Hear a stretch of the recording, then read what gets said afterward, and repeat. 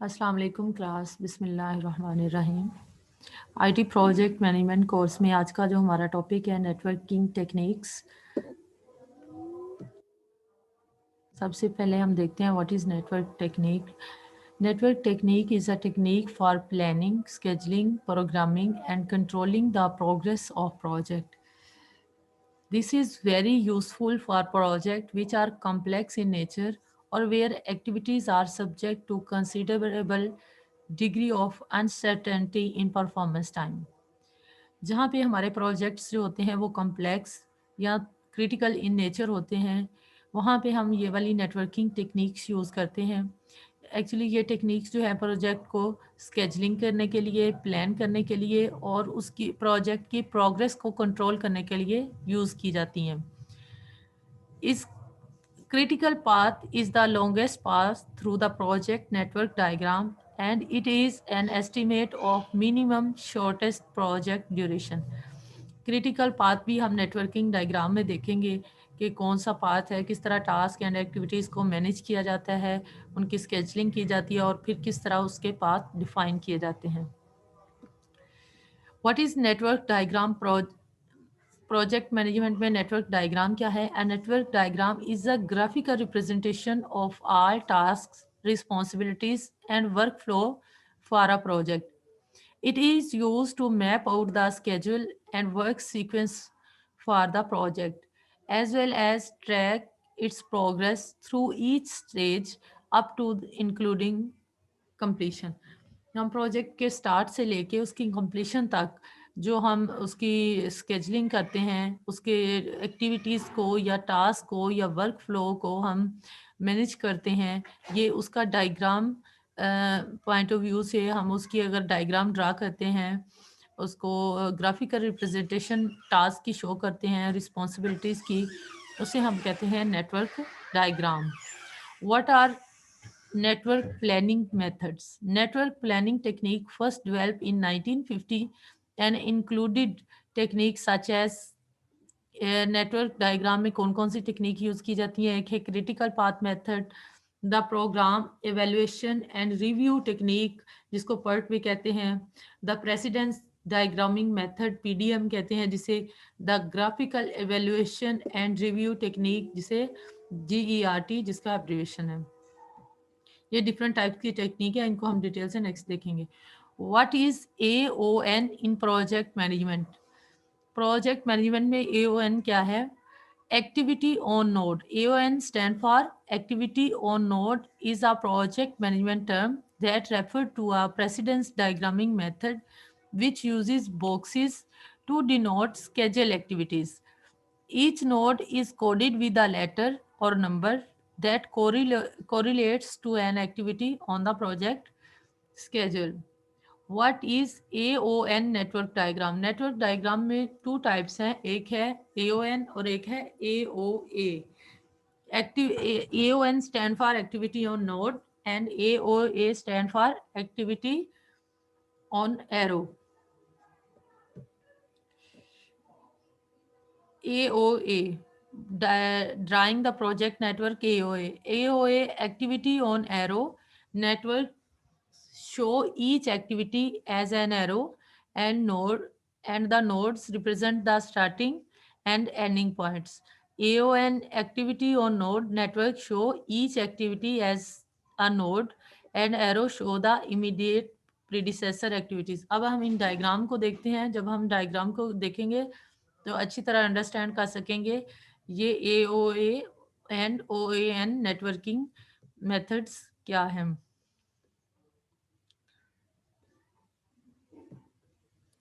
मैं अब आपके साथ डायग्राम शेयर करती हूँ।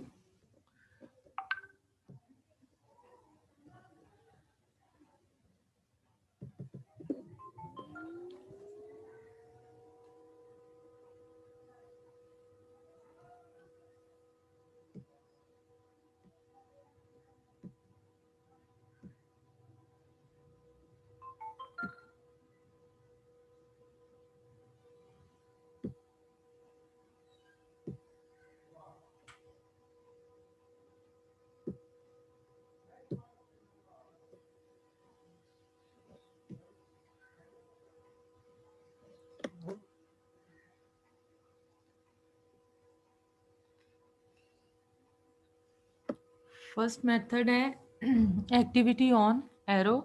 इसको हम डायग्राम कैसे इसकी बनाते हैं और किस तरह इसको डिफाइन करते हैं ये देखते हैं। जैसे कि हमने फर्स्ट उसकी डेफिनेशन में देखा कि activity on arrow network planning technique है। What is AOA network? Again हम इसकी डेफिनेशन को थोड़ा सा डिस्कस करते हैं। It is an a network diagramming technique in which activities are represented by arrows. The start and end of each nodes or event is connected to an arrow. Between the two nodes lies an arrow that represent the activities. ये देखिए ये diagram बनी हुई है, इसमें ये node है और इसको हम एरो कहते हैं। जो नोड्स हैं उनको हमने 1 2 3 उनके नाम जो है वो रखे हुए हैं, और जो एक्चुअल एक्टिविटी है वो हमारी कहाँ पे है, एक नोड से दूसरे नोड से के मिड में जो एरो है वो हमारी एक्टिविटी को शो कर रहा है। ये एक्टिविटी ए है, ये एक्टिविटी बी है, एक्टिविटी डी है एंड एक्टिविटी सी है। इस तरह की कोई भी डायग्राम अगर हम देखें, अगर वो A O A activity on arrow network diagram है, प्लानिंग टेक्निक है, तो उसमें जो एक्टिविटीज़ हैं वो एरो पे मेंशन की जाएंगी, और जो हमारी नोड्स हैं वो उनको एक्टिविटीज़ को आपस में कनेक्ट करेंगी। Between the two nodes lies an arrow that represents the activities, और the start and end of each nodes are event और event is connected to an arrow. ये नोड्स हमारी एक्टिविटीज़ को कनेक्ट करेंगे। अब ये एक एग्जांपल देखते हैं, example of A O A network. For example हमने ए ओ ए नेटवर्क की जो है वो हमें एक एग्जांपल दिया हुआ है, एक टेबल दिया हुआ है, वहाँ से हमने उसकी डायग्राम ड्रा करनी है। Find the project total duration, use the following detail to draw the AOA network and build its table. हमें एक्टिविटीज दी हुई हैं, एक्टिविटी कौन सी है, A B C D G E F। उसके बाद ड्यूरेशन दिखाया हुआ है। ये प्लानिंग टेक्निक है प्रोजेक्ट को प्लान करने की, तो इसमें उन्होंने हमें ड्यूरेशन बताया है कि जो एक्टिविटी ए है उसका ड्यूरेशन वीक्स में 2 वीक्स है। ये ड्यूरेशन इन वीक्स लिखा हुआ है। एक्टिविटी बी का ड्यूरेशन जो है वो 3 वीक्स है। एक्टिविटी सी का ड्यूरेशन जो है वो 4 वीक है। एक्टिविटी डी का जो ड्यूरेशन है वो 5 वीक है। एक्टिविटी जी का ड्यूरेशन हमारे पास 3 वीक है। एंड एक्टिविटी ई का अगेन 3 वीक है। एक्टिविटी एफ का 2 वीक है। एक्टिविटी एल का 1, और फिर आई का 4, और जे का 3, एम का 5 और के का 6। और अब ये जो फॉलोइंग एक्टिविटीज़ दी हुई हैं, ये एक्टिविटीज़ हमें बताएंगी कि हमने किस एक्टिविटीज़ को किस एक्टिविटी के साथ कनेक्ट करना है। फॉर एग्जांपल हमने यहाँ से ए है और उसकी फॉलोइंग एक्टिविटी सी डी है, तो इसका मतलब है हमने ए को सी डी के साथ डायग्राम में कनेक्ट करना है। उसके बाद अगर एक्टिविटी बी है और उसका जो है वो फॉलोइंग एक्टिविटी जी है, तो जब हमने डायग्राम बनानी है तो हमने बी और जी को आपस में कनेक्ट करवाना है।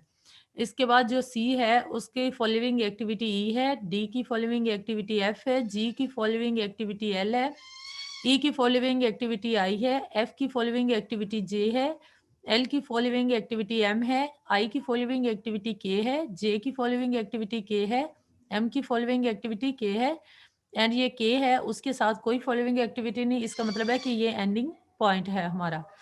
अब आइए हम इससे डायग्राम ड्रा करना सीखते हैं। कैसे डायग्राम ड्रा करेंगे, ये टेबल है हमारे पास जैसे कि हमें शो हो रहा है।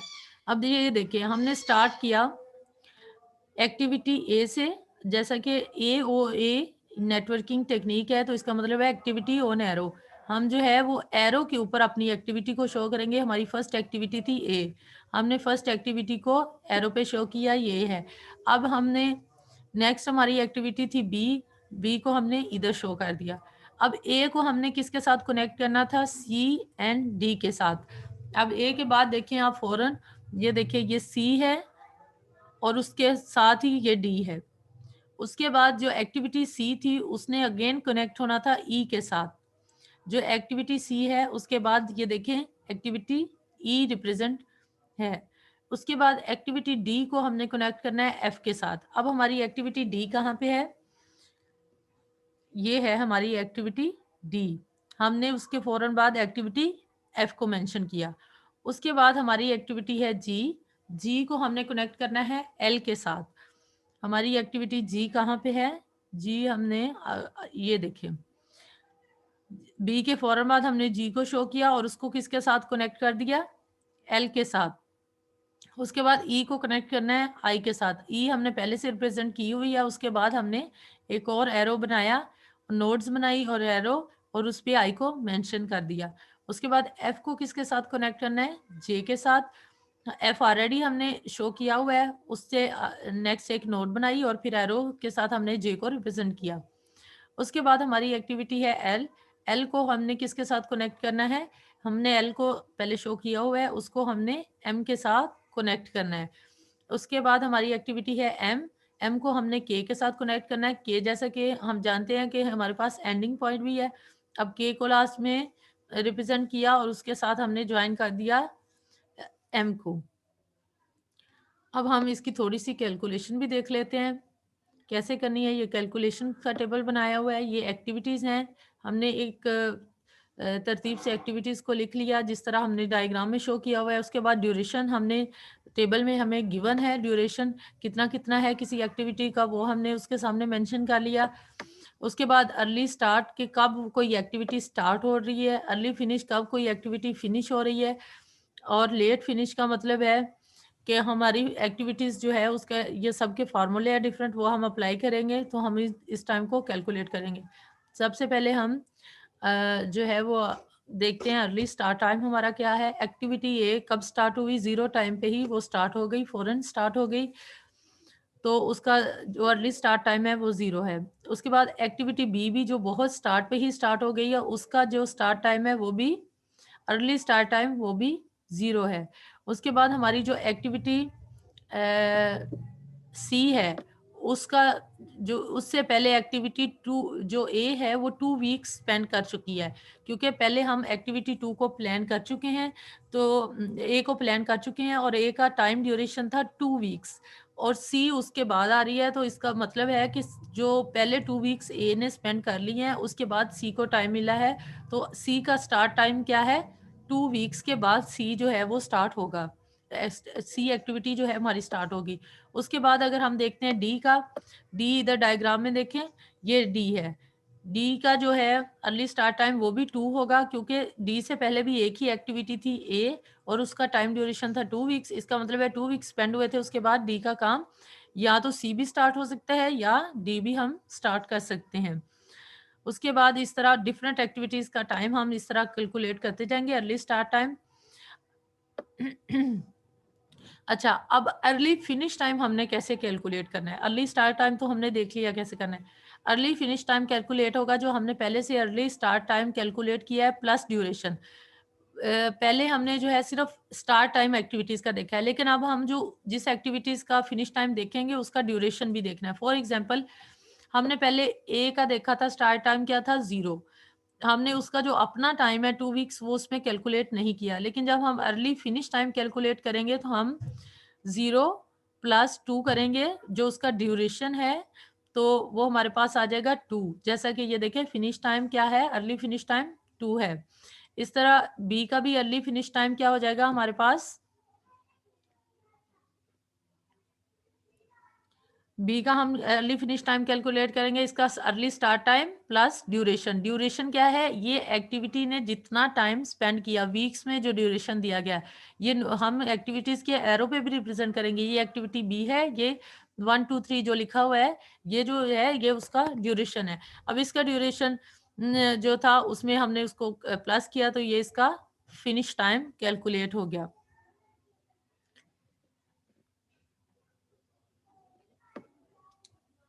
उसके बाद हम एक और डायग्राम देखते हैं और उसका हम कैसे एओ डायग्राम ड्रा करनी है वो देखते हैं। Find the project total duration and date of completion. Assume the project start date is, use the following detail to draw AO network built and built it table. अगर आपको टेबल में activities नहीं भी दी गई, आपको वैसे भी दी गई हैं कि ये एक्टिविटीज़ हैं ए बी सी डी, तो हम उससे खुद भी टेबल ड्रा कर सकते हैं। अब तो टेबल ड्रा किया हुआ है, एक्टिविटी ये है, उसका ड्यूरेशन अब डेज में दिया हुआ है। ये बात भी आपने माइंड में रखनी है कि वो ड्यूरेशन हमें वीक्स में दिया गया था, ये ड्यूरेशन हमें डेज में दिया गया हुआ है। ए का 4 है, बी का 5 डेज है, सी का 3 डेज है, डी का 2 डेज है, ई का 5 डेज है, एफ का 3 डेज है, जी का 4 डेज है, एच का 5 डेज है, आई का 5 डेज है, आर का 6 डेज है। और इस तरह इनकी फॉलोइंग एक्टिविटीज क्या हैं? ए की फॉलोइंग एक्टिविटीज हैं बी, डी एंड ई। इसका मतलब है ए को हमने कनेक्ट करना है बी, डी एंड ई के साथ, बी को कनेक्ट करना है हमने सी एंड एफ के साथ, और सी को हमने कनेक्ट करना है जी के साथ। अब हम ये डायग्राम देख लेते हैं। फॉर एग्जाम्पल हमारी स्टार्ट हुई है एक्टिविटी ए के साथ, और ए को हमने किसके साथ कनेक्ट करना था? बी के साथ भी, डी के साथ भी एंड ई के साथ भी। ये देखें, ए को हमने बी के साथ कनेक्ट कर दिया, इधर से ये डी के साथ कनेक्ट किया और इधर से ई के साथ कनेक्ट कर दिया। अब उसके बाद जो बी था उसको कनेक्ट करना है हमने सी एंड एफ के साथ। हमारा एक्टिविटी बी कहाँ है? ये एक्टिविटी बी है। उसके फौरन बाद हमने कौन सी एक्टिविटी सी और एफ को हमने ड्रा कर लिया। इस तरह जो हमारी एक्टिविटी सी है उसको हमने जी के साथ कनेक्ट किया, और इसी तरह हमने इसकी डायग्राम ड्रा कर लेनी है। और अब ये देखिए ड्यूरेशन भी वैसे ही हमने, अगर एक्टिविटीज मेंशन की, ड्यूरेशन लिख लिया, अर्ली स्टार्ट टाइम क्या है कि कब वो स्टार्ट हुई, अर्ली फिनिश टाइम कैसे कैलकुलेट करना है, अर्ली स्टार्ट प्लस ड्यूरेशन, ये हमने कैलकुलेट कर लेना है। उसके बाद हम एक जो है इसी में से, इन एक्टिविटीज में से ही क्रिटिकल जो है पाथ कैसे फाइंड करना है वो नेक्स्ट लेक्चर में देखेंगे। अगर आपका कोई क्वेश्चन है तो आप जो है वो पूछ सकते हैं।